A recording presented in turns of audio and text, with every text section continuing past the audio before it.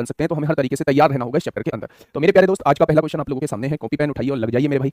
आज का पहला क्वेश्चन आप लोगों के सामने है, फटाफट बताएंगे। सभी को बहुत सारा प्यार, बहुत सारा आशीर्वाद, आप बहुत आगे बढ़ें, बहुत ऊंचाइयों को छुएं, जो आपने सपने संजो कर रखे हैं उन सबको आप लोग पूरा करें, ऐसी मैं भगवान से प्रार्थना करता हूं। और सुबह की प्रार्थना कभी बेकार नहीं जाती है, तो मेरे भाई बस जरूरत है मन से पढ़ने की जरूरत है, मन से लगन से मेहनत करने की जरूरत है, ठीक है। क्वेश्चन ने कहा है 3 positive numbers are in the ratio 4:5:7 and the sum of their square is 15210 15210 find the sum of 3 numbers. इन तीनों समों का योग, इन तीनों नंबर्स का योग क्या होगा। मेरे भाई तीन संख्याओं का औसत आप लोगों को दिया हुआ है, उनके वर्गों का योग आप लोगों को दिया हुआ है, उन तीनों संख्याओं का योग बताइए। पहला तरीका तो ये कहता है कि अगर वो इन तीनों संख्याओं का योग पूछ रहा है तो आंसर जो होगा वो 7 और 5 12 और 4 16 का मल्टीपल होगा।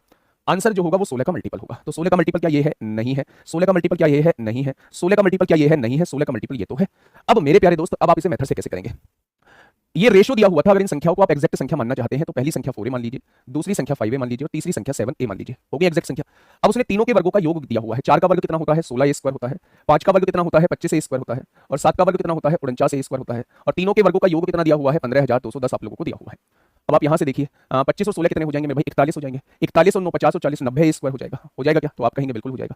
अगर मैं यहाँ a स्क्वायर की वैल्यू आपसे पूछूं तो आप क्या बताने वाले हैं? 9 कम 9 6 बचेगा, 9 6 54 9 नाम 81 हो जाएगा। अगर a स्क्वायर की वैल्यू 169 है तो a की वैल्यू कितनी हो जाएगी? 169 का वर्गमूल यानी 13 हो जाएगी। अब आपसे वो तीनों का योग पूछना चाह रहा है, तो 7 और 5 12 और 4 तीनों का योग क्या 16 ये आएगा। a की वैल्यू आपने 13 निकाली है, a की जगह 13 लिख दीजिए। 13 × 78 को 8 हासिल 7, 13 × 13 और 7 20 हो जाएगा। यानी उन सभी संख्याओं का योग, उन सभी संख्याओं का योग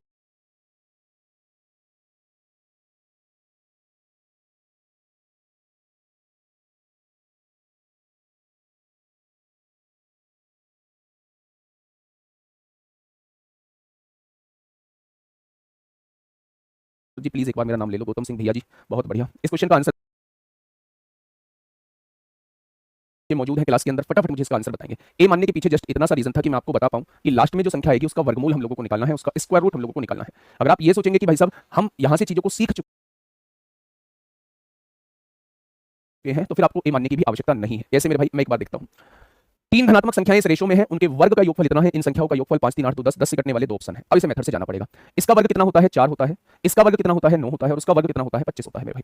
अब इसने तीनों का योग कितना दिया है? 1368 दिया हुआ है। 25 और 9 34 और 4 38 हो जाएगा। 38 हो गया मेरे भाई। तो मेरे भाई 38 की वैल्यू इसने दी हुई है 1368। 19 से काटेंगे, 19 दूनी 38 होता है, 19 7 133 होता है, 19 दूनी 38। क्या एक पार्ट की वैल्यू 36 निकल के आएगी? बस यही मानना होता है कि अगर वर्गों का योगफल दिया हुआ है ना, तो जो वैल्यू निकल के आती है उसका अंडर रूट करना पड़ता है। यही चीज मैंने शुरुआत में आप लोगों को समझाने की कोशिश की थी। अगर हम लोग ए मान के करते हैं क्वेश्चन को तो ये चीज हमें याद रहती है कि इस वैल्यू का हमें वर्गमूल करना पड़ेगा। लेकिन अगर जब हम ये नहीं मानते हैं, जब हम ऐसे ही डायरेक्टली सॉल्व करते हैं, तो हमें ये नहीं पता चलता है कि लास्ट में जो वैल्यू आएगी उसका हमें वर्गमूल करना पड़ेगा। तो यहां से वर्गमूल कितना हो जाएगा? 6 हो जाएगा। अब आप ये देखिए कि 5 और 3 8 और 2 10, एक पार्ट की वैल्यू 6 निकल के आई है, वो योगफल यानी 10 पार्ट की वैल्यू पूछ रहा है, तो आंसर कितना हो जाएगा? 60 हो जाएगा। आंसर कितना हो जाएगा मेरे भाई? 60 हो जाएगा। कोई दिक्कत समस्या? आपने कहा कोई दिक्कत समस्या नहीं है। यूपीएससी में क्वेश्चन पूछा गया है 29 नवंबर 2021 में मेरे भाई। दोस्त समझने के लिए इसमें ऐसा कुछ था नहीं। 3 संख्याओं का योग आप लोगों को दिया हुआ है, उनके वर्गों का योगफल दिया हुआ है। इसका वर्ग करेंगे 4 आएगा, इसका वर्ग करेंगे 9 आएगा, इसका वर्ग करेंगे 25। इन तीनों को जोड़ के 1368 दिया हुआ है। तो एक पार्ट की वैल्यू जो आएगी वो 6 आएगी। लास्ट में जो निकल के आता है उसका वर्गमूल करते हैं। वर्गमूल क्यों करते हैं? कारण ये होता है कि ये स्क्वायर यहां से हटेगा तो इधर स्क्वायर रूट लग जाएगा। ठीक है भाई, वर्गमूल करते हैं। ये एक पार्ट की वैल्यू होती है। उसने तीनों का योग पूछा है यानी 10 पार्ट की वैल्यू पूछना चाह रहा है। 1 बराबर 6 तो 10 बराबर कितना हो जाएगा? 60 हो जाएगा। मेरे प्यारे दोस्त, ये क्वेश्चन नंबर 46 आप लोगों से कहां पूछा गया है? यूपीएससी 2021 में आपसे पूछा गया है। अगर आप विनायक 1.0 बैच कर चुके हो तो मेरे प्यारे दोस्त फिर आपको इस चैप्टर में जो एक्स्ट्रा चीजें करा रहा हूं, जैसे मैं लेके आऊंगा सीबीटी 2 के क्वेश्चंस इसमें ऐड करूंगा मेरे भाई, जो एनटीपीसी सीबीटी 2 में आपसे पूछे गए हैं, या फिर जो अपडेटेड क्वेश्चंस हैं वो ऐड करूंगा। मैंने ऐड भी किए हैं, सीपीयू के क्वेश्चंस कुछ ऐड किए हैं जो आप लोगों से बनने चाहिए, आईबी के कुछ क्वेश्चंस को ऐड किया है, तो उससे कुछ अपडेट तो हुआ है कंटेंट। ठीक है, जो बच्चे कुछ चैप्टर है भाई सब उन्हें करा दूंगा। ठीक है, उन्हें करा दूंगा, पहले ही करा दूंगा। 3 पदों का योगफल दिया हुआ है। The sum of 3 numbers is 9340 दिया हुआ है। पहले पद और दूसरे पद के बीच का अनुपात ये दिया हुआ है, और दूसरे पद तथा तीसरे पद के बीच का अनुपात ये दिया हुआ है। जब मेरे भाई पहले और दूसरे का रेशो आप लोगों को दिया हुआ है और दूसरे और तीसरे का रेशो दिया हुआ है, क्या ये चीज कॉमन है? क्या ये चीज सेम है? आपने कहा नहीं। तो आपको क्या करना पड़ेगा? पहले तीनों का रेशो एक साथ निकालना पड़ेगा। इसने अलग अलग दिया हुआ है, पहले दूसरे तीसरे का, पहले का दूसरे के साथ, दूसरे का तीसरे के साथ, आपको तीनों का रेशो एक साथ निकालना पड़ेगा। तो मेरे प्यारे दोस्त, पहले और दूसरे का रेशो कितना है? तो आप कहेंगे पहले और दूसरे का रेशो 11 12 दिया हुआ है। अगर मैं दूसरे और तीसरे का रेशो पूछूं तो आप कहेंगे 13 14 दिया हुआ है। भाई सब पड़ोसी कौन है? 12 है। यहां पड़ोसी कौन है? 13 है। अब आप देखिए 13 की गुणा 11 में करेंगे तो 143 आएगा। 12 की गुणा इसमें करेंगे 12 3 36 को 6 हासिल 3 12 कम 12 3 15 आएगा। 12 चौक 48 को 8 हासिल 4 12 कम 12 4 16 आएगा। क्या तीनों का रेशो ये आ चुका है? अगर ये तीनों का रेशो आ चुका है तो पहले और अंतिम पद के बीच अंतर पूछा है। आप मुझे बताइए, क्वेश्चन में शुरुआत में कहा था तीनों का योगफल इतना है, मेरे हिसाब से कितना बैठ रहा है जी? 3 और 6 9 9 8 17 को 7 हासिल लगा 1, 4 और 1 5 5 5 10 6 16 को 6 हासिल लगा 1, तो ये 467 मुझे तीनों का योग दिया हुआ है। उसने तीनों का योग कितना दिया है? 9340 दिया हुआ है। क्या एक पार्ट की वैल्यू जो है 467 दूनी 934 होते हैं, एक पार्ट की वैल्यू 20 आ जाएगी। अब उसने मुझसे ये कहा है कि पहले और अंतिम पद के बीच अंतर बताइए। पहले और अंतिम पद के बीच अंतर बताइए। 168 और 143 के बीच अंतर कितने का है? तो 23 25 का है मेरे भाई। वो 25 की वैल्यू आपसे पूछना चाह रहा है। अगर 1 बराबर 20 आया है तो 25 बराबर कितना आ जाएगा? आप कहेंगे 500। इस क्वेश्चन का जवाब हो जाएगा option number A is the correct answer. क्या हो जाएगा, ए इस क्वेश्चन का जवाब हो जाएगा। जब भी आपको रेशो अलग अलग दिए हुए हों, उन रेशोज की वैल्यू सेम ना हो तो आप लोगों को उसका कंबाइन रेशो निकालना पड़ेगा। जब आप कंबाइन रेशो निकालते हैं तो कंबाइन रेशो ये निकल के आता है, फिर आपको क्वेश्चन के हिसाब से चलना पड़ेगा। ठीक है मेरे भाई, 143 और 168 का डिफरेंस आपसे पूछा गया है। हाँ, रिमेनिंग क्वेश्चन में एक क्वेश्चन का आंसर जो है वो गलत, बेटा सॉल्व कर लेते हैं। एक बच्चे का और आया था मेरे पास, अगर मेरी तरफ से ना, मतलब मैंने आप लोगों को मेथड बता दिया था, अगर मेरी तरफ से कुछ गलती हुई है उसमें तो आप सॉल्व कर लेंगे। बस रेशनलाइजेशन कर देना है आप लोगों को। रेशनलाइजेशन में अगर नीचे माइनस बनता है तो ऊपर के साइन चेंज हो जाएंगे, अगर रेशनलाइजेशन में प्लस बनता है तो बस साइन चेंज होकर ऊपर ऐसे ही लिख जाएगा। वो जो मैंने लास्ट क्लास में सिंप्लीफिकेशन के क्वेश्चन कराए थे तो मेरे प्यारे दोस्त उसमें एक आंसर शायद मेरी तरफ से गलत बता दिया गया है, तो ऊपर मेथड जो है वो आप मेथड से करेंगे तो आंसर उतना ही आ जाएगा, है ना। हो सकता है क्लास में मैंने ओरली उसका आंसर ऐसे बता दिया। चलिए नेक्स्ट क्वेश्चन पे आइए, बिल्कुल ऐसा ही क्वेश्चन है और मैं उम्मीद करूंगा कि इस क्वेश्चन का जवाब जो है वो आप लोग मुझे देंगे। इस क्वेश्चन का जवाब जो है वो आप लोग मुझे देंगे। बेटा हीरे वाले क्वेश्चन में कराऊंगा, थोड़ा सा वेट कर लो। उसका एक नहीं था, 5 था। हाँ 5 था उसका आंसर, पीछे 4 हो जाएगा, प्लस रूट 4 प्लस 4 था। हाँ ठीक है, 5 था उसका आंसर। वैसे भी आप उसका सिंपल रेशनलाइजेशन करके करते एक स्टेप में सॉल्व हो जाता, कोई इतनी बहुत बड़ी बात नहीं थी वो। ठीक है, देखिए 3 पदों का योग जो है वो 18,340 दिया हुआ है। 3 पदों का योग जो है वो 18,340 दिया हुआ है। यदि पहले पद और दूसरे पद का अनुपात, पहले पद और दूसरे पद का अनुपात दिया हुआ है, दूसरे पद और तीसरे पद का अनुपात दिया हुआ है, तो क्या हमें तीनों का कंबाइन निकालना पड़ेगा। पहले और दूसरे का कितना है मेरे प्यारे दोस्त, 16 17 दिया हुआ है। दूसरे और तीसरे का कितना है, 18 19 दिया हुआ है। तो यहाँ 17 लिख देंगे, यहाँ 18 लिख देंगे, कोई दिक्कत, तो आप कहेंगे कोई दिक्कत नहीं है। अब मेरे भाई तीनों का योग निकालिए, बस यही तो कैलकुलेशन उसने पूछी थी। ठीक है, तो 18 चिक्का 108 को 8 हासिल लगे 10, 18 एकम 18 10 28 हो जाएगा। 18 सत्ते कितने होते हैं, 18 सत्ते 126 को 6 हासिल 12, 18 एकम 18 और 12 30 हो जाएगा। ठीक है बच्चे, 18 चिक्का 108 होते हैं, 18 सत्ते 126 होते हैं। ठीक है, 19 सत्ते 133 को 3 हासिल लगे 13, 19 एकम 19 और 13 32 हो जाएगा। तो क्या सभी की वैल्यू इतनी आ रही है। अब उसने कहा तीनों का योग 8 और 6 14, 3 17 को 7 हासिल 1, 8 और 1 9, 9 2 11 को 1 हासिल 1, 2 1 3 3 3 6 3 9, मेरे हिसाब से योग 917 आ रहा है। और उसने कितना दिया है, 1834 से 0 दिया है। तो मेरे भाई क्लियरली पढ़ने में आ रहा होगा कि 917 दुनिया 1834 होते हैं। क्या एक पार्ट की वैल्यू 20 आ जाएगी। अब उसने पूछा पहले और आखिरी पद के बीच अंतर बताइए, इन दोनों के बीच अंतर पूछना चाह रहा है। 13 में से 8 गए 5, यहाँ 11 11 में से 8 गया 3 बचेगा, यानी अंतर कितने का आ जाएगा, 35 का आ जाएगा। वैसे भी आंसर 7 का मल्टीपल होता, 7 का मल्टीपल होता, मल्टीपल से भी आप लोग देख सकते थे, एक ही ऑप्शन आपको 7 का मल्टीपल नजर आता। ये बवाल करने की जरूरत नहीं थी। यहां जब आपने देखा कि पहले और आखिरी का अंतर पूछ रहा है तो आपने पहले और आखिरी का अंतर निकाल दिया, वो आपको 35 मिला। यानी जो भी आंसर आएगा वो 35 में गुना होने के बाद आएगा, यानी आंसर 7 का मल्टीपल होगा। तो ये चीज ना करते तो एक ही ऑप्शन आपको 7 का मल्टीपल मिलता, ऑप्शन नंबर ए। ठीक है जी, आपने कहा जी बिल्कुल ठीक है। नेक्स्ट की तरफ, जैसे ये मैंने क्वेश्चन ऐड किया है, ये मैंने विनायक 2 1.0 में नहीं कराया होगा क्योंकि तब तक ये क्वेश्चन मतलब पेपर नहीं हुआ होगा, तब तक ये एग्जाम नहीं हुआ होगा। एक कॉन्सेप्चुअल बूस्टर सीरीज मैंने स्टार्ट की है जिसकी रिकॉर्डेड वीडियो जो है आधे घंटे की, वो ठीक 8 बजे डल जाया करेगी। आज आपके हिसाब का टॉपिक नहीं है, लेकिन आप में से किसी बच्चे का exam CGL CHSL selection post SSC का कोई भी एग्जाम है तो वो मेरे प्यारे दोस्त कॉन्सेप्चुअल बूस्टर क्लास जरूर देखें, वो रिकॉर्ड की है मैंने। आधे घंटे की वीडियो रहेगी डेली, डेली एक कॉन्सेप्ट आप लोगों को क्लियर हो जाएगा। तो अगर केवल आपका टारगेट यूपीएससी है तो आपको अभी देखने की आवश्यकता नहीं है, जब देखने की आवश्यकता होगी तो मैं बता दूंगा। लेकिन अगर और कोई एग्जाम है एसएससी का तो आप उस क्लास को जरूर देखें। ठीक है, देखिए मेरे भाई क्वेश्चन नंबर 48 एक बार पढ़िएगा। ए और बी के अंकों का अनुपात दिया हुआ है 3 4, दोनों के अंकों का अनुपात 3 4 दिया हुआ है। बी और सी के अंकों का अनुपात 4 5 दिया हुआ है। मेरे भाई इसमें एक चीज देखने वाली है, यहां बी के अंक कितने थे, 4 थे, यहां बी के अंक कितने हैं, 4 है, तो इसमें वैल्यूज सेम है, तो इसमें कुछ करने की जरूरत नहीं है। इसमें आप डायरेक्ट रेशो लिख सकते हैं, एबीसी का डायरेक्ट रेशो लिख सकते हैं, ए की वैल्यू 3 है, बी की वैल्यू 4 है और सी की वैल्यू 5 हो जाएगी। डायरेक्ट रेशो लिख सकते हैं। अगर ये वैल्यूज सेम है तो इसे सेम करने की जरूरत नहीं है, आप डायरेक्ट एबीसी का रेशो लिख सकते हैं कि 3 4 5 आएगा। ठीक है, यदि सी और ए के अंकों के बीच जो है मेरे हिसाब से 2 का अंतर है और क्वेश्चन ने अंतर कितने का दिया है, 30 का दिया है, तो एक पार्ट की वैल्यू कितनी हो जाएगी, एक पार्ट की वैल्यू 15 हो जाएगी। तो बी को कितने अंक प्राप्त हुए, वो 4 की वैल्यू आपसे पूछना चाह रहा है, तो बी को मिलने वाले अंक कितने हो जाएंगे, तो आप कहेंगे 60। बी को मिलने वाले अंक कितने हो जाएंगे मेरे प्यारे दोस्त, तो आप कहेंगे 60 हो जाएंगे। ठीक है, ये बात समझ में आई, बहुत बढ़िया। नेक्स्ट क्वेश्चन पे आते हैं मेरे भाई, बताइए इस क्वेश्चन का जवाब। आराम से क्वेश्चन को पढ़िएगा, थोड़ी सी लेंथ बढ़ाने की कोशिश की है मैंने यहाँ पे। क्या होगा इस क्वेश्चन का बिल्कुल सही जवाब। आरडब्ल्यूएसएससी एग्जाम्स पे आप लोगों को वो क्लास जो है वो रिकॉर्डेड फॉर्म में मिल जाएगी, यानी वीडियो सेक्शन में मिलेगी। वीडियो सेक्शन में ठीक 8 बजे वो क्लास आप लोगों को मिल जाएगी। ठीक है, हाँ वर्कशीट नहीं मिल रही है तो वर्कशीट का सॉल्यूशन आज कर दिया जाएगा, है ना। वर्कशीट का सॉल्यूशन आज कर दिया जाएगा। कुछ लोग कहते हैं कि फ्रेशर बच्चे का नहीं होता, जो लोग कहते हैं उन्हें करके दिखाना है, सबका होता है। फ्रेशर बच्चों की रैंक 1 भी आती है ना। तो मेहनत जो करेगा सिलेक्शन उसका होगा, वो डिपेंड नहीं करता कि आप फ्रेशर हैं या एक्सपीरियंस्ड हैं। ठीक है मेरे भाई, मैं चीजें हर तरीके से समझाने की कोशिश कर रहा हूँ, आपसे क्वेश्चन बनने चाहिए। ठीक है, फ्रेशर है थोड़ी सी ज्यादा मेहनत कर लेंगे, थोड़ा सा ज्यादा एक्स्ट्रा पढ़ लेंगे, बात मानते हो या नहीं। तो अपने अंदर कभी भी ये चीज नहीं लानी है कि फ्रेशर के क्वेश्चंस नहीं होते हैं, जो फ्रेशर होते हैं वो उनसे क्वेश्चंस नहीं बनते हैं। एक्सपीरियंस का ही सिलेक्शन होता है, ये बात बिल्कुल गलत है, कहीं सही नहीं लिखी हुई है। सबका सिलेक्शन होता है, जो मेहनत करता है उसका सबका सिलेक्शन होता है। ठीक है बच्चे, क्या कहा है क्वेश्चन ने, x रुपए की राशि को एबीसीडी के बीच इस तरह विभाजित किया जाता है, यानी राशि कितनी है नहीं पता है कितनी है, 4 लोगों में डिस्ट्रीब्यूट की जाती है। ए और बी के शेयरों का अनुपात 3-2 दिया हुआ है, बी और सी का अनुपात 9-8 दिया हुआ है। अब आपने देखा कि बी की वैल्यू यहां 2 थी, ए और बी का अनुपात ये था, फिर बी और सी का अनुपात जो है 9-8 है, यहां 2 है यहां 9 है, तो यहां वैल्यू अलग हो गई, तो हमें एक साथ निकालना होगा। पहले सी और डी का रेशियो ये दिया हुआ है, यदि बी और डी के शेयरों के बीच अंतर कितने का है तो x का मान, यानी वो संपूर्ण राशि आप लोगों से पूछना चाहता है। अच्छा ये बताइएगा, अगर मैं आपसे एबीसीडी का रेशियो पूछूं, अगर मैं आपसे एबीसीडी का रेशियो पूछूं तो ए और बी का रेशियो कितना दिया हुआ है, 108 हो जाएगा। 9 चौक 36 दूनी 72 हो जाएगा, 8 चौक 32 दूनी 64 हो जाएगा, और मेरे भाई 8 या 24 दूनी 48 हो जाएगा। 2 से काट सकते हैं, अभी हम लोग ऊपर भी काट सकते थे मेरे भाई, 2 से काट सकते हैं 36 बार कटेगा, 2 से काट सकते हैं 32 बार कटेगा। अच्छा 4 से डायरेक्ट काट लेते, 4 दूनी 8, 4 सत्ते 28 होगा, 4 से काटेंगे 18 बार, 4 से काटेंगे मेरे भाई 16 बार, और 4 से काटेंगे 12 बार। अब उसने क्या कहा हुआ है, उसने कहा है बी और डी के शेयरों के बीच इतने का अंतर है, बी और डी के शेयरों के बीच मेरे हिसाब से कितने का अंतर है, 6 का। उसने कितने का दिया, 708 का। तो एक पार्ट की वैल्यू 6 कम 6, एक बचेगा 6 कम 6, 6 48, एक पार्ट की वैल्यू जो है वो 118 आ जाएगी। अब क्वेश्चन ने आपसे पूछा है कि राशि कितनी बटी है, यानी वो टोटल की वैल्यू आपसे पूछना चाह रहा है। तो मेरे भाई 16 और 12 28, 28 और 8 36, 36 और 10 40, 40 और 7 53 और 20 73 की वैल्यू आपसे पूछना चाह रहा है। वो टोटल की वैल्यू पूछना चाह रहा है, यानी 73 की वैल्यू। यूनिट डिजिट से कर लेंगे, 8 या 24, ये आ जाएगा option number D. Option number D इस क्वेश्चन का जवाब हो जाएगा मेरे प्यारे दोस्त। तो मैं आप लोगों को यह बताने की कोशिश कर रहा हूं मेरे प्यारे साथी कि अगर आपको रेशियो एक जैसा नहीं दिया हुआ है तो आपको एक कंबाइन रेशियो निकालना होगा, और वो कंबाइन रेशियो आप लोग पड़ोसी के नियम से निकाल सकते हैं। जब आपके सामने मेरे भाई पड़ोसी के नियम से आ जाएगा तो मेरे प्यारे दोस्त उसने कहा है बी और डी के शेयरों के बीच अंतर दिया हुआ, यानी इन दोनों के बीच अंतर दिया है 6 का, उसने 708 दिया है, एक बराबर वैल्यू 118 आएगी, तो टोटल की वैल्यू पूछ रहा है, टोटल मतलब वो 73 की वैल्यू आपसे पूछना चाह रहा है। तो फिर आप यूनिट डिजिट का कांसेप्ट लगाएंगे, क्योंकि सबकी यूनिट डिजिट अलग है। मेरे दिमाग में एकदम से आ गई कि यूनिट डिजिट से क्वेश्चन बन जाएंगे। ठीक है अंकिता गुड़िया, अगर सिंप्लीफिकेशन के कुछ क्वेश्चंस नहीं बन रहे हैं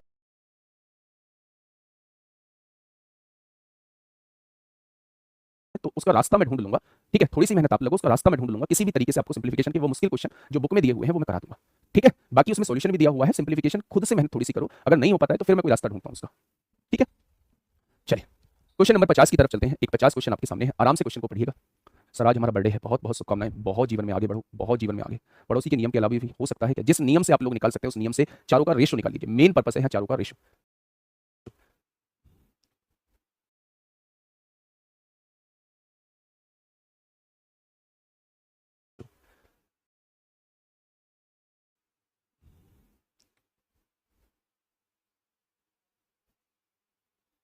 भलाई ये बात देखिए, एक बार करते हैं ना, एक बार समझते हैं, थोड़ा सा स्पीड लाइए मेरे दोस्त। मैं आपको बता दूं, पेपर में ना कोई ट्रिक काम करेगी, पेपर में कोई ना ट्रिक काम करेगी, पेपर में सबसे ज्यादा काम जो आएगी वो प्रैक्टिस आएगी। जितनी ज्यादा प्रैक्टिस कर लोगे ना उतनी ही क्वेश्चन पे स्पीड अपने आप बन जाएगी। एक बार करके मत छोड़िए, अगर एक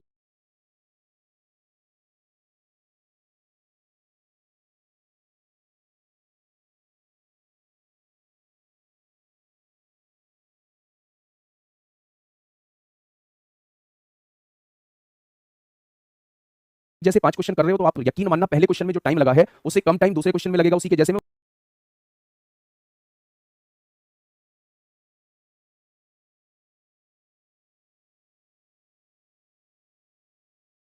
उससे कम टाइम तीसरे क्वेश्चन में लगेगा, उससे कम टाइम चौथे क्वेश्चन में लगेगा, और सबसे कम टाइम पांचवें क्वेश्चन पे लगेगा। जबकि क्वेश्चन एक जैसे थे, लेकिन सबसे कम टाइम पांचवें क्वेश्चन पे लगने का कारण बस ये है कि मैंने उससे पहले 4 क्वेश्चन की प्रैक्टिस अच्छे से कर ली।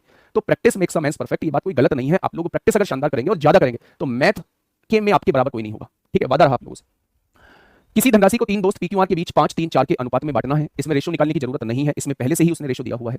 यदि पी को क्यू से 1500 रुपए अधिक मिलते हैं, बच्चा पी को क्यू से, यहां से देखेंगे पी को क्यू से कितने रुपए ज्यादा मिल रहे हैं, 2 रुपए ज्यादा मिल रहे हैं, और उसने कहा है 1500 रुपए अधिक मिलते हैं, तो एक पार्ट की वैल्यू कितनी हो जाएगी, एक पार्ट की वैल्यू 750 हो जाएगी। तो क्यू का हिस्सा कितना है, यानी वो 3 पार्ट की वैल्यू आपसे पूछना चाह रहा है, तो 3 पार्ट की वैल्यू कितनी हो जाएगी, क्यू का हिस्सा पूछा है, गलत आ रहा है, 2250 आ रहा है। A sum of money is to be divided among 3 friends, P Q and R in the ratio इतना। अच्छा, इफ पी गेट्स, बेटा उसने यहां देखिए English, if P gets rupees 1500 more than Q, Q से 1500 then what is a Q share, यानी वो Q की वैल्यू आपसे पूछना चाह रहा है।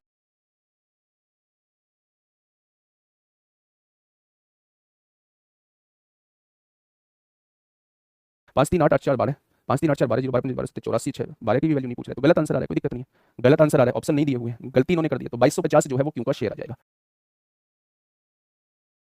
क्यू शेयर कितना आ जाएगा, 2250 आ जाएगा मेरे भाई। ठीक है, 2250 आ जाएगा। नहीं, इसका गुणज क्यों आएगा, इसका गुणज क्यों आ जाएगा, गुणज थोड़ी ना आएगा। 4950 आप क्यों दे रहे हैं, इसका गुणज क्यों आएगा, आप मुझे ये तो बताइए मेरे भाई। 2250 का दुगना कर रहे हैं, कुछ 4500 दे रहे हैं। चलो मैं मान लूं थोड़ी देर के लिए कि इसको 4500 मिले। 3 पार्ट की वैल्यू कितनी दी है आपने, 4500, 1 बराबर 1500, तो इसे कितने मिलेंगे, 5 बराबर 7500, 1 बराबर 1500 तो 4 बराबर 6000, तो फिर तीनों को इतनी राशि मिलेगी। तो मुझे ये बताइए कि पी को क्यू से क्या 1500 रुपए ज्यादा मिल रहे हैं, ना जी नहीं, तो 2500 रुपए ज्यादा मिल रहे हैं, 2500 रुपए ज्यादा मिल रहे हैं, तो ये बात गलत है कि इसका मल्टीपल देख लेंगे। ठीक है, आंसर क्या आएगा, 2250 आ जाएगा। नेक्स्ट क्वेश्चन आपके सामने है, नेक्स्ट क्वेश्चन आपके सामने है, फटाफट मुझे बताइएगा बेटा 2 का मल्टीप्लाई करना क्यों है, मुझे ये बताइएगा 2 का मल्टीप्लाई करना क्यों है, केवल बस इस वजह से कि आंसर हम ले आए। चलिए, जो भी होगा क्वेश्चन में कोई परिवर्तन होगा, अगर यही क्वेश्चन होता है तो फिर आंसर में परिवर्तन होगा, बस आप इतना याद रखिएगा। ठीक है, पढ़िए क्वेश्चन।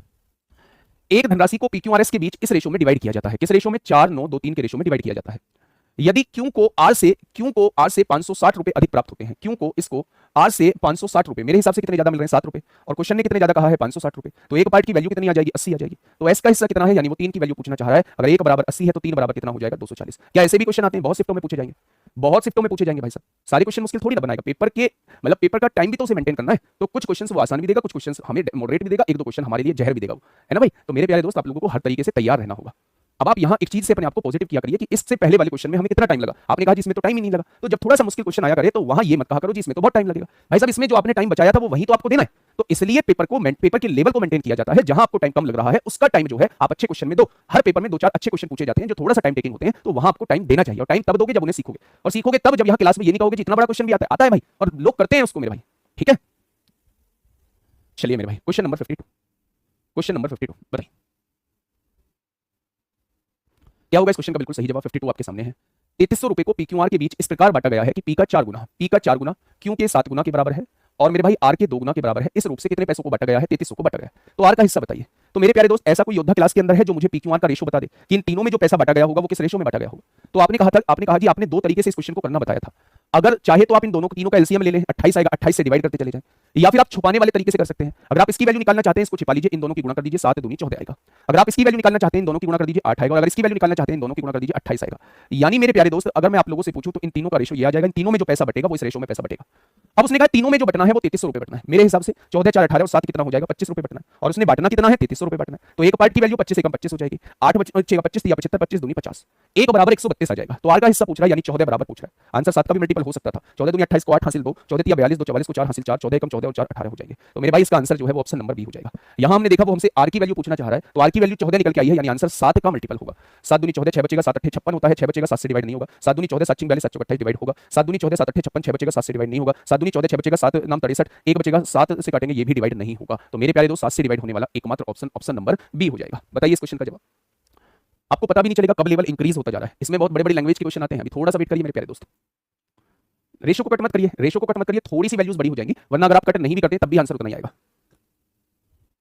सर मेरे पास बुक नहीं है तो सिर्फ बैच के क्वेश्चन से हो जाएगा। प्रैक्टिस के लिए एक बुक चाहिए, कोई सी भी ले लीजिए, जो आपका मन करे वो ले लीजिए, पर प्रैक्टिस के लिए एक बुक चाहिए मेरे भाई। ठीक है, मेरा सजेशन तो अपनी ही बुक के लिए होगा क्योंकि मैंने इसमें शानदार कंटेंट दिया है, पीछे का रिकॉल करने के लिए बुकलेट उसमें दी है। ठीक है, प्रियंका निषाद गुड़िया कुछ नहीं किया जा सकता, और भी लोग हैं उन्हें भी नाश्ता बनाना होता है। लड़कियां ऐसा थोड़ी ना है कि आप ही हो बस, बहुत सारी लड़कियां पढ़ रही होती हैं। आपके हिसाब से थोड़ी ना क्लास की टाइमिंग चलेगी।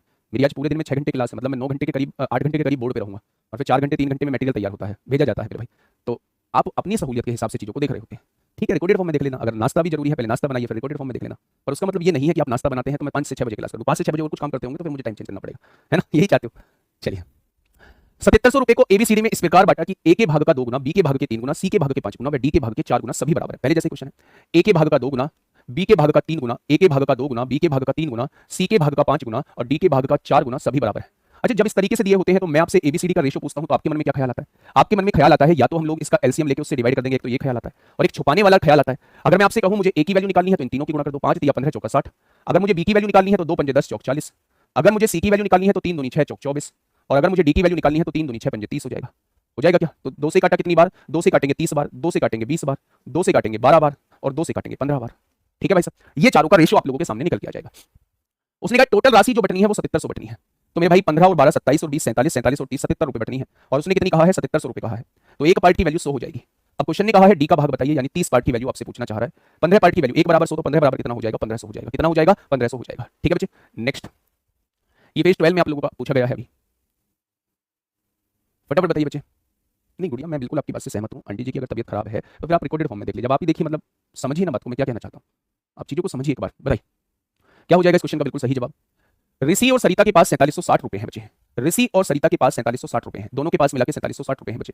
यदि ऋषि की राशि का 9/16, ऋषि की राशि आर मान ली, इसका 9/16 जो है सरिता की राशि के 3/4 के बराबर है, सरिता की राशि के 3/4 के बराबर, ऐसा क्वेश्चन ने कहा है। अच्छा मुझे ये बताइएगा सरिता के पास कितनी राशि ये पूछा है। अगर ऐसे इधर मल्टीप्लाई में है क्या इधर आके डिवाइड में हो जाएगा? इधर क्या है 3/4, ये डिवाइड में है, उधर जाके मल्टीप्लाई में पहुंचेगा, और ये मल्टीप्लाई में है, इधर आके डिवाइड में। 3 से काटेंगे 3 बार, 4 से काटेंगे 4 बार। ऋषि और सरिता की अमाउंट का रेशो क्या आ जाएगा? 4 और 3।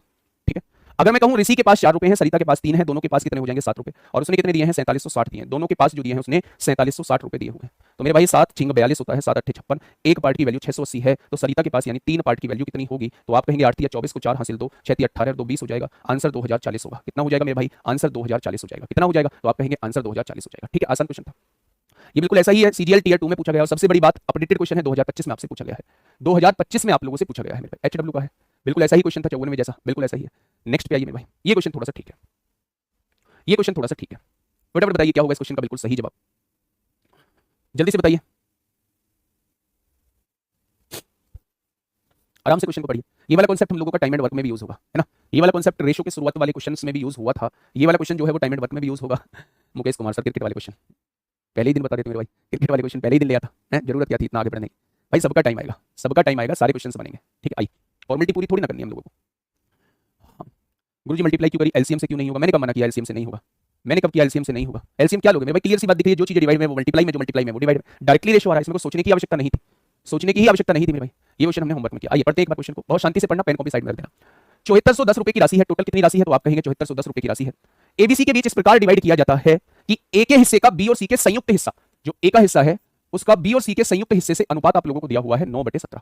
अनुपात आप लोगों को दिया हुआ है 9/17। सी के हिस्से का ए और बी के संयुक्त हिस्से से, सी के हिस्से का ए और बी के संयुक्त हिस्से से अनुपात दिया हुआ है 5/8। तो बी और सी के हिस्से का अनुपात क्या है? वो बी और सी के हिस्से का अनुपात पूछ रहा है। जब रेशो पूछ रहा है तो इस वैल्यू की कोई आवश्यकता हम लोगों को नहीं है, ठीक है। थोड़ा सा ध्यान से सुनना मेरे भाई। आपने यहां देखा जी, यहां 3 वेरिएबल हैं ए, बी और सी, यहां भी वही 3 वेरिएबल हैं ए, बी और सी। अगर यहां तीनों वेरिएबल की वैल्यू को जोड़ता हूं तो 17 और 9 कितना आ जाता है? 26 आ जाता है। यहां तीनों की वैल्यू को जोड़ता हूं तो यहां तीनों का योग कितना आ जाता है? 13 आ जाता है। आपने कहा, आपने एक बात बोली, आपने कहा जी एक बात बताइए, अगर दोनों जगह एबीसी ही एबीसी थे तो इनका योग भी बराबर आना चाहिए था, इनका सम भी बराबर आना चाहिए था। मैंने कहा बात तो पता की है, अगर योग बराबर आना चाहिए था तो आपको यहां 2 की गुणा करनी पड़ेगी। अब तीनों का योग जो है वो 26 हो जाएगा, तो 2 की गुणा यहां करिए, 5 में करेंगे 10 हो जाएगा, 2 की गुणा 8 में करेंगे 16 हो जाएगा। यानी हमने 5/8 को 10/16 लिख लिया। यहां भी तीनों का योग 26 बैठ रहा था, यहां भी तीनों का योग अब 26 बैठ रहा है। मेरे भाई ए के सामने ए की वैल्यू होती है, ए के सामने ए की वैल्यू 9 हो जाएगी, सी के सामने सी की वैल्यू यानी कि 10 हो जाएगी। टोटल तीनों की वैल्यू 26 है, इन दोनों की मिला के 19 हो चुकी है, तो बी की वैल्यू कितनी हो जाएगी? 26 माइनस 19 हो जाएगी। तीनों को जोड़ के 26 था, इन दोनों को जोड़ के 19 है, तो तीनों के योग में से अगर दोनों का योग घटा देंगे तो बी की वैल्यू 7 आपके सामने आ जाएगी। अब क्वेश्चन ने क्या कहा है? बी और सी के हिस्से का अनुपात क्या है? दोनों के हिस्सों का रेशो वो आपसे पूछना चाह रहा है, तो आंसर क्या हो जाएगा? 7/10 हो जाएगा। एक ऐसा ही सवाल आपके सामने ये रहा, इसका जवाब जो है वो मुझे अभी इसी वक्त करके देंगे। बहुत इंपॉर्टेंट कॉन्सेप्ट है। इसमें रेशो नहीं पूछा है, जब रेशो नहीं पूछा है तो शुरुआत वाली वैल्यू की आवश्यकता होगी, रेशो नहीं पूछा है तो शुरुआत वाली वैल्यू की मेरे भाई आवश्यकता होगी, ठीक है। देखिएगा थोड़ा ध्यान से, 6300 रुपए की राशि को ए बी सी और डी में इस प्रकार विभाजित किया जाता है। अच्छा, इसमें 4 लोग हैं भाई साहब, पहले से थोड़ा सा डिफरेंट, इसमें 4 लोग हैं ए बी सी और डी, ठीक है। अब आगे क्या कह रहे हैं? ए और डी के संयुक्त हिस्से का बी और सी के संयुक्त हिस्से से अनुपात, ए और डी के संयुक्त हिस्से का बी और सी के संयुक्त हिस्से से अनुपात कितना दिया हुआ है? तो आप कहेंगे अनुपात जो है वो 8/9 दिया हुआ है। ए और डी का संयुक्त हिस्सा मतलब दोनों को मिला के जो हिस्सा है वो बी और सी के संयुक्त हिस्से से अनुपात जो दिया हुआ है वो 8/9 दिया हुआ है, ठीक है। उसने कहा है बच्चे बी और सी के संयुक्त हिस्से से अनुपात 8/9 कहां दे दिया? ओहो 11/10 दिया हुआ है, ब्लेंडर हो गया भाई साहब, ब्लेंडर हो गया, 11/10 दिया हुआ है, ठीक है। बी और डी के हिस्से का अनुपात 8/9 दिया हुआ है, बी और डी के हिस्से का अनुपात कितना दिया हुआ है? 8/9 दिया हुआ है, ये 8/9 दिया हुआ है। यदि सी को 1560 रुपए मिलते हैं, यदि सी को 1560 रुपए मिलते हैं तो ए और बी के हिस्सों के बीच अंतर क्या है? ए और बी के हिस्सों के बीच अंतर वो आपसे पूछना चाह रहा है, ये वैल्यू वो आपसे पूछना चाह रहा है। 3 चीजें आप लोगों को दी हुई है ना, 3 चीजें आप लोगों को दी हुई हैं। सबसे पहले मेरे भाई ए और डी का संयुक्त हिस्सा और बी और सी का संयुक्त हिस्से का रेशो आप लोगों को दिया हुआ है। बी और डी का रेशो आप लोगों के सामने 8/9 दिया हुआ है और ए और बी का अंतर पूछा है बच्चे, ए और बी का अंतर पूछा है। ऐसे करेंगे मेरे भाई क्वेश्चन। अच्छा एक बात आप मुझे छोटी सी बताओगे, आपने कहा कौन सी छोटी सी बात? मैं यहां देखूं तो यहां कौन से लोग हैं? आप कहेंगे यहां तो जी 4 लोग हैं, ए बी सी डी 4 लोग हैं। अगर मैं आपसे ये पूछूं इन चारों का योग कितना हो जाएगा, तो आप कहेंगे इन चारों का योग यानी चारों में बटने वाली राशि 21 हो जाएगी। लेकिन चारों में बांटनी कितनी है? 63। बेटा संयुक्त हिस्सा दोनों को मिला के होता है, यानी एक पार्ट की वैल्यू 300 आ जाएगी।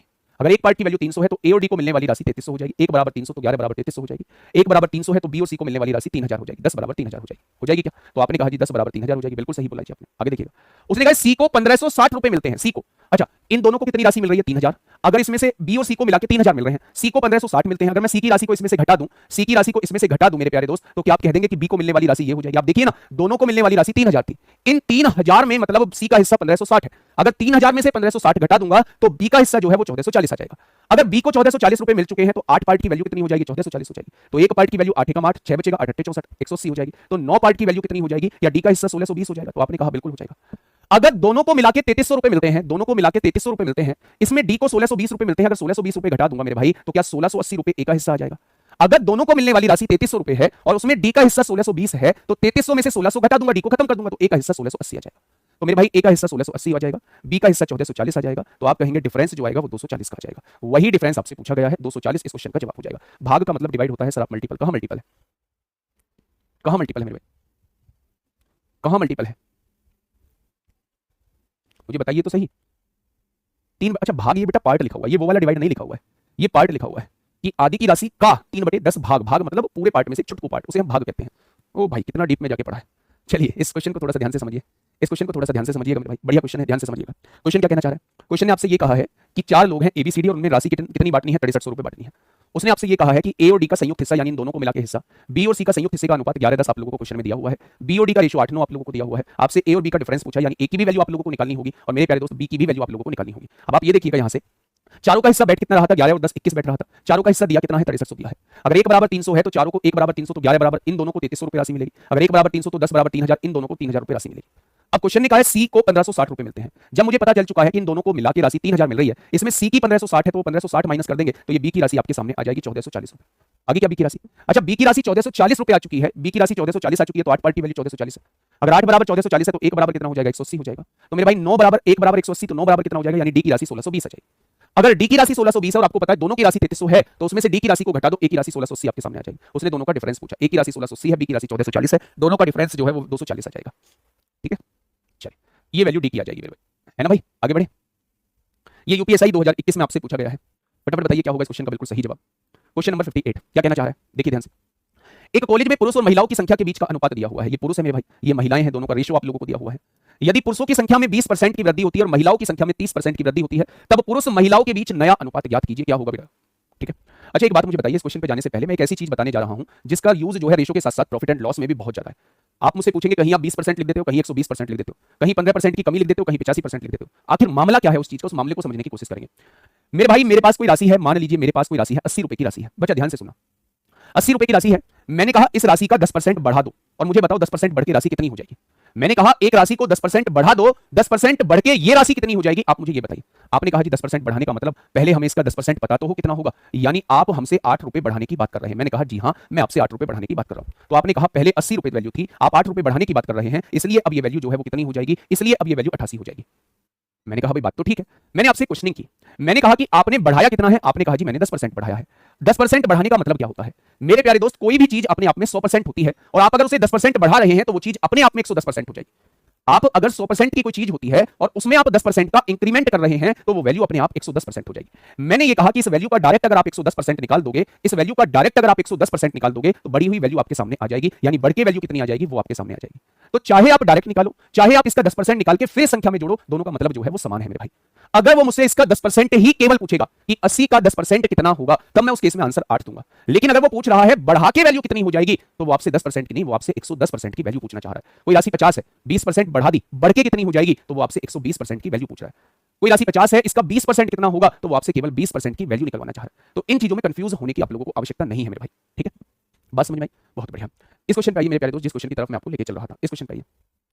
एक कॉलेज में पुरुषों और महिलाओं की संख्या के बीच 25-26 का अनुपात है। पुरुषों की संख्या में 20% की वृद्धि होती है और महिलाओं की संख्या में 30% की वृद्धि, तब पुरुष महिलाओं के बीच नया अनुपात ज्ञात कीजिए, यानी बढ़ने के बाद अनुपात क्या हो जाएगा, बढ़ने के बाद अनुपात क्या हो जाएगा वो आपसे पूछना चाह रहा है। तो मेरे भाई पहले कितना है, पुरुष और महिलाओं की संख्या का अनुपात कितना हो जाएगा, तो आप कहेंगे पुरुष और महिलाओं की संख्या का अनुपात 25-26 आप लोगों को दिया हुआ है। उसने कहा पहले में 20% की वृद्धि, 20% की वृद्धि का मतलब क्या ये वैल्यू अपने आप की 120% हो गई होगी, क्या ये वैल्यू अपने आप की 120% हो गई होगी। दूसरे में महिलाओं की संख्या में 30% की वृद्धि, यानी ये वैल्यू अपने आप में बढ़ के 130% हो गई होगी। नए पुरुषों की संख्या और नई महिलाओं की संख्या का अनुपात ये आपके सामने है मेरे भाई। इस क्वेश्चन को आगे सॉल्व करिए, रेशियो परसेंटेज से परसेंटेज कट गया, 0 से 0 कट गया। अब आपने कहा जी, अब आपने क्या कहा, 2 से काटा 6 बार कटा, 2 से काटा 13 बार कटा, 25 सिक्का कितना हो जाएगा, 150 हो जाएगा, और 13 कितना हो जाएगा, 169 हो जाएगा। यानी अब अगर वर्तमान में देखा जाए तो पुरुष और महिलाओं की संख्या का अनुपात कितना हो जाएगा, तो आप कहेंगे 150 169 हो जाएगा। ठीक इसी के जैसा मेरे भाई क्वेश्चन नंबर नेक्स्ट है, इसका जवाब आप लोग मुझे देंगे फटाफट। इसके बाद क्वेश्चन नंबर नेक्स्ट, जल्दी से मुझे बताइएगा क्या होगा इसका बिल्कुल सही जवाब, बताइए फटाफट निकाल के बताइए भाई क्या होगा इस क्वेश्चन का साथी बिल्कुल सही जवाब। देखिए एक कॉलेज में पुरुषों और महिलाओं की संख्या का अनुपात दिया है, पुरुषों की संख्या में 20% की वृद्धि और महिलाओं की संख्या में 30% की वृद्धि की जाती है, तो पुरुषों और महिलाओं की संख्या में नया अनुपात। इसीलिए यूपीएसआई की मेरिट थोड़ी हाई गई है क्योंकि एनालिसिस हो गया था, एनालिसिस में क्वेश्चंस का पता लग गया था कि इन्होंने शिफ्ट में बिल्कुल भी चेंज नहीं किया है, बिल्कुल भी चेंज नहीं किया है। यहाँ रेशो 27-28 था, पहले केस में रेशो, बस रेशो में थोड़ा सा फर्क था, पहले में रेशो जो दिया था 25-26 का दिया होता, अब 27-28 का रेशो दे दिया, कोई दिक्कत ही नहीं है मेरे भाई। ऐसे ही क्वेश्चन को कर देंगे मेरे दोस्त। पुरुष और महिलाओं की संख्या का अनुपात कितना दिया हुआ है, 27-28 का दिया हुआ है। पुरुषों की संख्या में 20% की वृद्धि यानी 120% हो जाएगी और महिलाओं की संख्या में 30% की वृद्धि यानी 130% हो जाएगी। तो 0 से 0 कट गया, परसेंटेज से परसेंटेज कट गया, 4 तिया 12 होगा, 4 7 28 होगा, हो जाएगा। तो 27 तिया 81/91 हो जाएगा, 27 तिया 81/91, 27 तिया 81/7 × 13 91 हो जाएगा। ठीक है, आसान क्वेश्चन थे। ये लास्ट क्वेश्चन होगा इस टाइप का, फिर हम लोग प्रोपोर्शन की तरफ चलने वाले हैं। ये लास्ट क्वेश्चन होगा इस टाइप का। अभी तक हमने 2 रेशो का पढ़ा, ये क्वेश्चन सीजीएल में भी पूछा गया था, यूपीएसआई 2017 में भी आप लोगों से पूछा गया है। क्वेश्चन ने कहा है सेब, संतरे और आम की संख्या इस रेशो में है। कौन कौन से फल हैं, आपने कहा सेब यानी एप्पल है, संतरे मतलब ऑरेंज है और आम मतलब मैंगो है। इन तीनों की संख्या का अनुपात आप लोगों को दिया हुआ है, इन तीनों की संख्या 5, 7, 8 के अनुपात में है। ठीक है, फल विक्रेता ने फलों की संख्या 40%, 50% और 75% से बढ़ा दी। तो मेरे प्यारे दोस्त अगर इसकी संख्या, तो उसने कहा अब फलों का नया अनुपात, 5 की संख्या 40% बढ़ा दी तो क्या ये 140% हो जाएगी, 7 की संख्या 50% बढ़ा दी तो ये 150% हो जाएगी, और 8 की संख्या 75% बढ़ा दी है यानी 175% हो जाएगी। बस इन तीनों का आपको रेशो निकालना है भाई साहब, इन तीनों का रेशो क्या हो जाएगा। ठीक है, तीनों जगह से परसेंटेज कट गई, 5 एकम 5, 5 तिया 15 0, 5 दूनी 10, 5 तिया 15, 5 तिया 15 और 5 पंजे 25 हो जाएगा। कट गया 5 से काटेंगे 28 बार कटेगा, 5 से काटेंगे 6 बार कटेगा, 5 से काटेंगे 7 बार, 7 एकम 7, 7 एकम 7, 7 चौक 28 होगा। तो 2 से काटेंगे 2 दूनी 4, यहाँ 2 से काटेंगे 3 बार कटेगा, यहाँ 2 से काटेंगे 4 बार कटेगा, यानी इनका रेशो कितना आ जाएगा, 2 3 4 आ जाएगा। कितना आ जाएगा, 2 3 4 आ जाएगा। नेक्स्ट अब हम लोगों का जो चैप्टर शुरू होगा वो प्रोपोर्शन शुरू होगा मेरे भाई। प्रोपोर्शन में जब हम लोग पढ़ते हैं कंटिन्यूड प्रोपोर्शन भी इसमें ही पढ़ेंगे। 4 वैल्यूज में से 3 वैल्यूज दे देगा, चौथी मिसिंग रखेगा, पूछेगा चौथी वैल्यू बताइए। प्रथमानुपात फर्स्ट प्रोपोर्शनल, मध्यानुपात सेकंड प्रोपोर्शनल, तृतीयानुपात थर्ड प्रोपोर्शनल और फोर्थ प्रोपोर्शनल चतुर्थ अनुपात भी हम लोग इसी में पढ़ रहे होंगे। तो ये आसान टॉपिक होता है लेकिन भाई साहब एग्जामिनर का फेवरेट होता है। फेवरेट होता है तो हम लोग छोड़ने वाले नहीं है। मिलेंगे कल एक शानदार क्लास के साथ, तब तक अपना ध्यान रखिए। वर्कशीट का सॉल्यूशन आज मैं आप लोगों की कर दूंगा, अच्छे से कर दूंगा। ठीक है दोस्त, धन्यवाद।